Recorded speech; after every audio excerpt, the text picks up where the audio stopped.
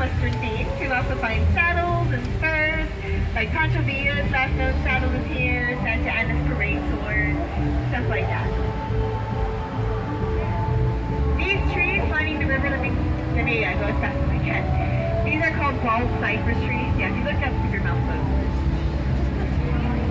They are native to South Texas rivers and very old. All right, I think we're safe. All right, look up in the trees. That's behind me. You see those nests and the birds up there? Those are called yellow-crowned nightings. So June 13th, that's St. Anthony's feast day. So the same day of the Mass in 1691, they named the river San Antonio after St. Anthony. And then years later, the city took the name after the river. But before this river was called the San Antonio River, it had another name. It was called Yanaguana by the Payaya Indians that lived in this area. Yanaguana means place of clear and refreshing waters. It's clear, you just can't tell. Hundreds of years ago, okay, it was clear, hundreds of years ago.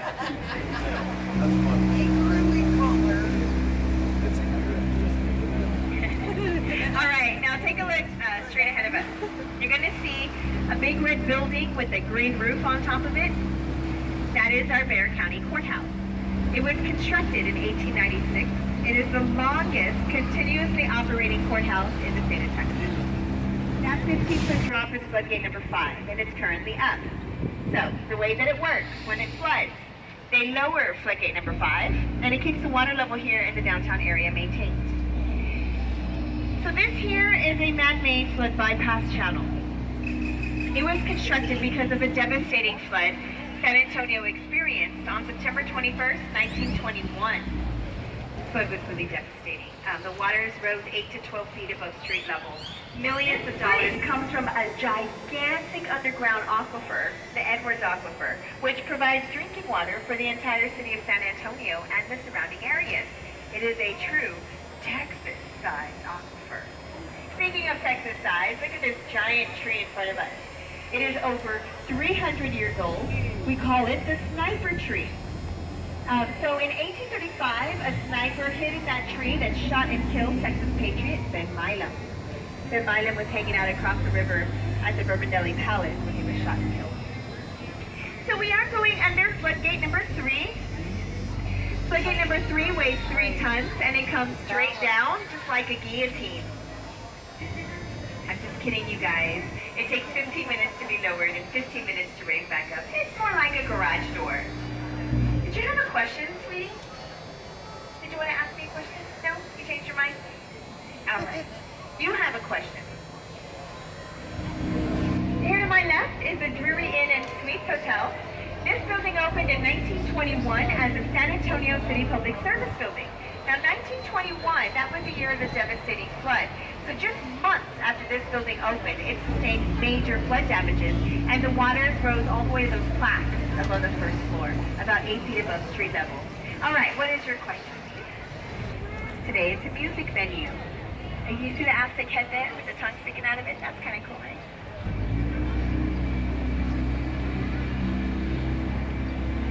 Also here to my right is the Macara Hotel and Spa.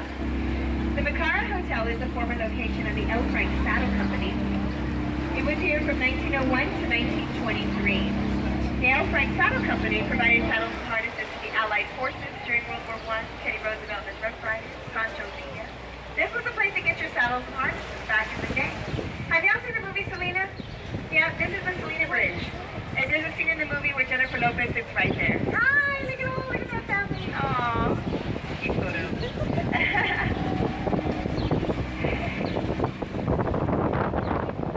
I'm assuming they're all Selena fans.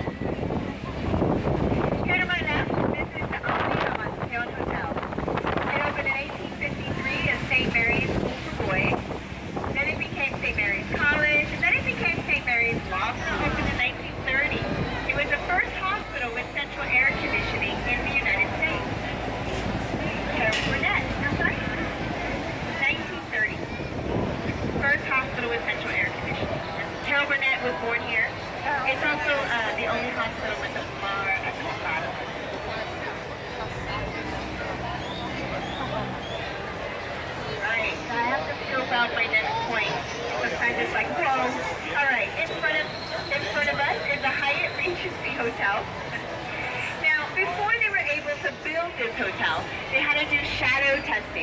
to make sure that as the sun set, it would not cast a shadow over the Alamo. Yeah, no, I didn't. So instead of building this hotel really tall, they built it really wide.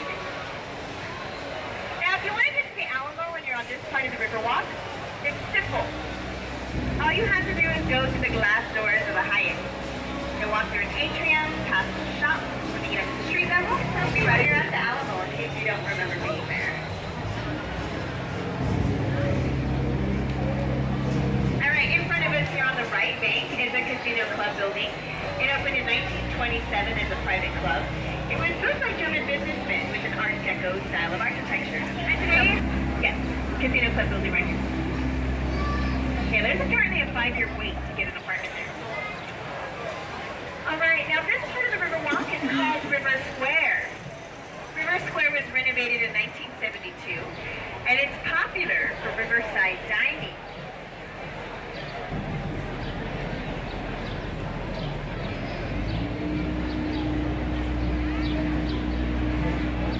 Now, if you're interested, you can take a boat ride and eat a meal on one of our tours. To do something like that, I suggest going through the restaurant of your choice. Also, you can visit our website for more information on charter tours. The web address is on the front of your ticket stub.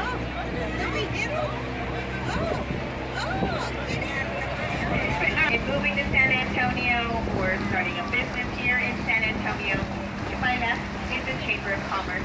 They do have information for you.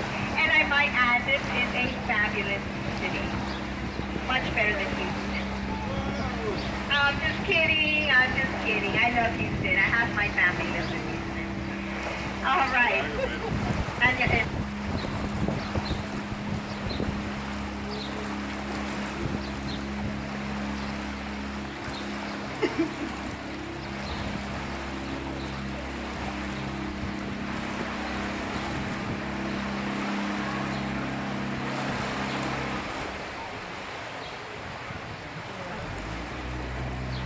Alright, you guys, on the other side of this breezeway in front of us is Hemisfair Park, where the 1968 Hemisfair World Fair took place. And that's where you'll find the Tower of the Americas. That's that big needle sticking up in the air. I haven't shown it to you yet, but don't worry, I will. I promise. Also, if you walk through Hemisfair, you need a shopping space here.